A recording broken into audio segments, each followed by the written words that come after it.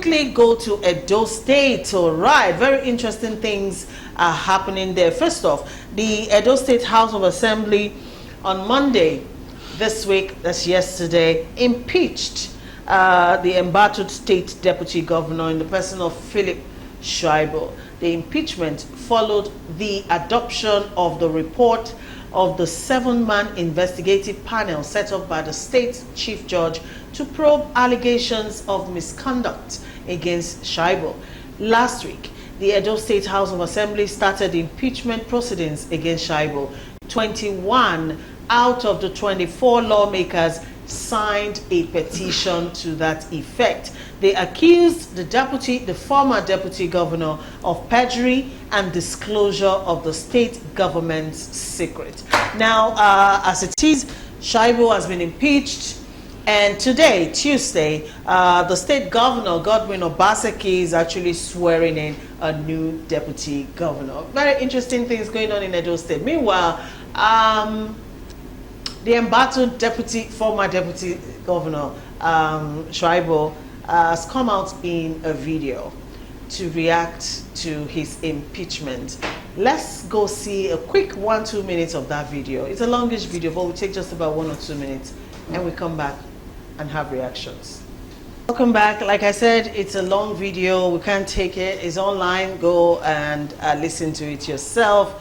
But that's Philip Shaibu reacting to his impeachment yesterday. Prince Chilaka, 18 members of the Edo State, House of Assembly voted, for Shaibu to be impeached. Okay. Of course, I've already mentioned the charges. All right. But in his reaction video, you heard him, talk about the charges being trumped up and the fact that all of this is because, he expressed the desire to actually run for governorship of the state. So what he's insinuating is he stepped on toes, and this might be a witch hunt as against him actually having done any bad to warrant the impeachment. What are your thoughts, sir? Well, I would start by saying my politicians are a very different breed of human beings. You're only useful to them when they need you. You're only useful to them when they want to get into power. And once they grab that power, you no longer matter. We all, as Nigerians, even though I'm not from Edo State, but every one of us know the role Shaibu played in Obaseki's victories. And we know how, even after the election, how he helped him to build a government. Mm-hmm. But you see, it's all about godfatherism. What is playing out in Edo State is the same thing playing out in Rivers State, where an incumbent governor who is about to leave feels that he must decide who must become the next governor. And at the end of the day, Obaseki would want to go to the Senate to retire. So he's looking for somebody who will give him a level playing ground, a softening ground for him to go there. But you see, for me, I believe that until we begin to think straight, until we begin to have a situation where the judiciary, the executive, the legislature understand why they are there, understand that they are there to checkmate each other, we will continue to have issues like this. Because if you really go and investigate, you'll find out that yes, those who voted for him to be removed are those loyal to the governor. There shouldn't be loyalty. The legislative should never be loyal to the governor. Because they are there to look at the oversight. They're more like carrying out an oversight function. In the history of Nigeria, each time a governor wants his deputy to be impeached, he muscles up.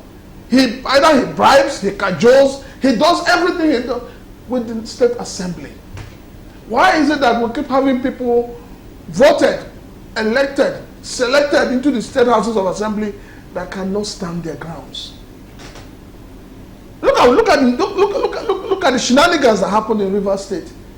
A man who has been a governor, who is a minister, tells people to decamp, tells elected honorable members who have turned to become dishonorable members to resign out and decamp to another, and they did. And then you ask yourself, what is really going on in our political system? Why are we not able to develop a system that works independent of who Mr. President is, who the governor is? The other day I watched the clip when Senator Ningi was suspended. If you go back and watch that thing, you will find out that the Senate President erred. Because when he asked that question, the name had it. It was very glaring, it was very obvious. Why is it that the political class in Nigeria keeps making the same mistake? Why is it that the political class in Nigeria are selfish, greedy, self-centered individuals? They're not even thinking about the progress of the state. All they think about is what comes to them. Every step, check the entire country. All the people who have been governors, who are senators today, what did they do in their states? What can they say is the legacy they left in their states? When we talk about legacy, and you talk about the lives of the late Samuel Bakwe, the late Jakonde of Lagos, you can see what they did for their people. You can feel it up till tomorrow. But all these so-called leaders we have today, what can they say that this is what they left? See Abia now house light. Meanwhile, you had Odius Okalu and all the rest of them as governors. Please, we can state the facts without calling names. You had them there as governors. What did they do? We need to have a strong judicial system to start with. Talking about our the judiciary is the problem of this country. Talking about the judiciary, now for the judiciary to be able to do anything, to all of those things you have mentioned, the Constitution needs to provide those grounds for the judiciary to be able to act. Now, what does our Constitution say about a governor leaving office and trying to influence who succeeds him? Is there anything in the Constitution that negates that? Any punitive measures put for that? Which is why I think a lot of people might do this and get away with it, and tomorrow is done over and over again. I do not believe in the 1999 Constitution. I've always said that. I've always stood my grounds. When they say we, the Nigerian people, I say I am not part of the we. And I know a lot of people are standing on that same table. That document should be shredded. That document does not really reflect the reality of the Nigeria of today. No matter the amendments they make on that document, it does not. We need to look at the present times, the present circumstances, the present situation, and begin to put up documents that should help us. Today you're talking about the unification of Nigeria, and we're still talking about state of origin. How can you have unity? You're talking about judiciary where it is the president that appoints the chief judge of the federation. How would you have an independent judiciary? Even in the states, the governors themselves are involved in appointing who becomes the state chief justice. How would you want to have justice?